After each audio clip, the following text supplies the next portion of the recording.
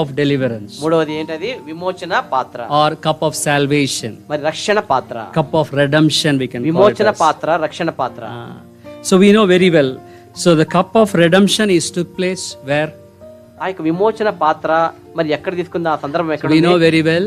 మీ అందరూ బాగా తెలుసు. 10 miracles God has done in Egypt. మరి 10 ఆశ్చర్య కార్యాలు దేవుడు ఐగుప్తులో చేస్తూ వచ్చినాడు. The last miracle he did, what is that? చివరి యొక్క ఆయన చేసిన ఆ యొక్క సూచక ఆశ్చర్య కార్యం ఏంటిది? The blood of the Passover ఆ యొక్క lamb. The blood of the Passover lamb. ఆ యొక్క మరి గొర్రెపిల్ల యొక్క రక్తముతో గంతం చిందించుట. That is very important. అది ఎంతో ప్రాముఖ్యమైంది. God's wrath is running over the Egypt. దేవుని ఉగ్రత ఐగుప్తులో మరి సంచరిస్తూ ఉంది.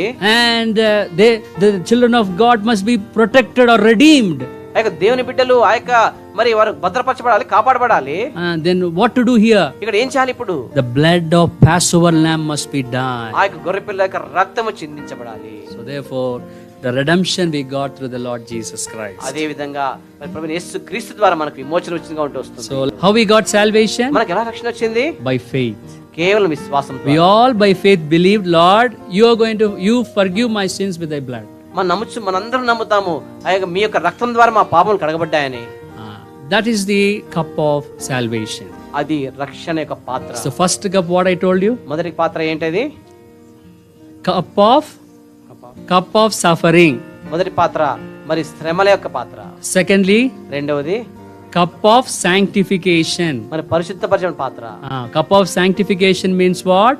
మరి ఆ పరిశుద్ధపరచబడిన పాత్ర అంటే ఏంటి? Daily sanctifying us. ప్రతిరోజు పరిశుద్ధపరచ. Morning you wake up, పొద్దున్న లేచినప్పుడు you worship God, ప్రభువుని ఆరాధిస్తాం. and then you are going to your works, మరి మన పనులకు వెళ్ళిపోతాం. and when you come back, మరి తిరిగి వచ్చినప్పుడు there is some contamination.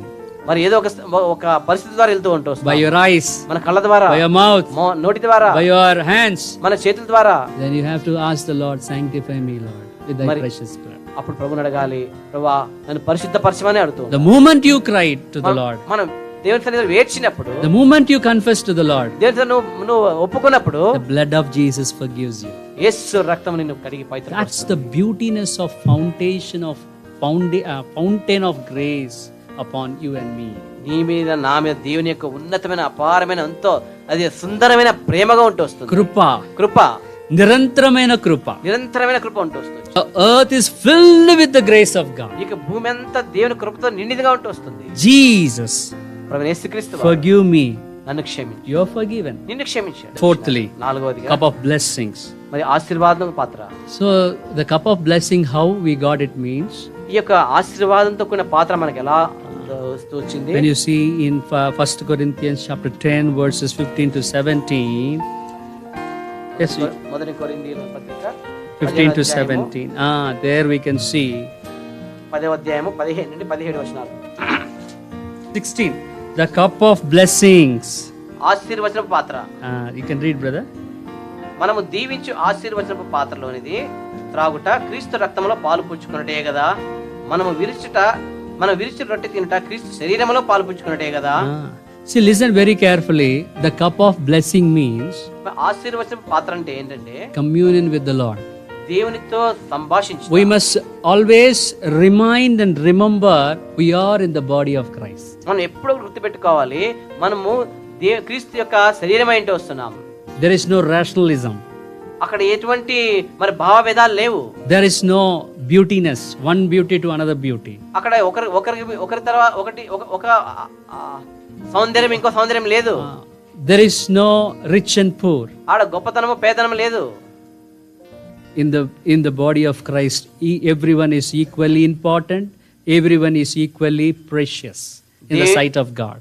దేవుని యొక్క విషయంలో అందరూ సమానమే. So that's why when you take part in the body of Christ, there is a communion which shows that we are one in the body. మన ఆ పాత్రలో చేవేస్తున్నప్పుడు దాని ఏం చూపిస్తుందంటే మనందరం ఏక శరీరమై ఉంటున్నాం. Cup of restoration. అమ్ముకొచ్చబడిన పాత్ర. So when you see in 2 Corinthians chapter 5 verse 18 to 20, 2 కొరింథీ 5వ అధ్యాయము 18 నుండి 20 వచనం చూసినట్లయితే God restored our relationship with Him through Christ. మరి దేవుడు ప్రవీణ యేసుక్రీస్తు ద్వారా తిరిగి మనం సమకూర్చిన వాడుకుంటూ వస్తున్నాడు. What type of restoration? ఎటువంటి సమకూర్పు? Spiritual restoration. ఆత్మీయమైన సమకూర్పు. Our souls are dead in sin. మన ఆత్మలు ఆ యొక్క పాపంలో చనిపోయినట్టు వస్తున్నాయి. Body is alive. మరి శరీరం దేహమేమో మరి జీవంతో ఉంది. But soul inside is dead.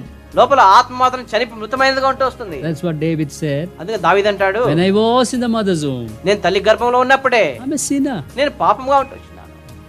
But that sinner, the Lord Jesus Christ, when you are not even created as a womb, I have chosen you. ప్రభు యేసుక్రీస్తు వారు అంటాడు, మరి తల్లి గర్భంలో రూపింపబడక మునిపే నేను ఏర్పరచుకున్నాను అంటాడు. Wonderful God, our Lord మన God. దేవుడు ఎంత ఆశ్చర్యకరుడు కదా.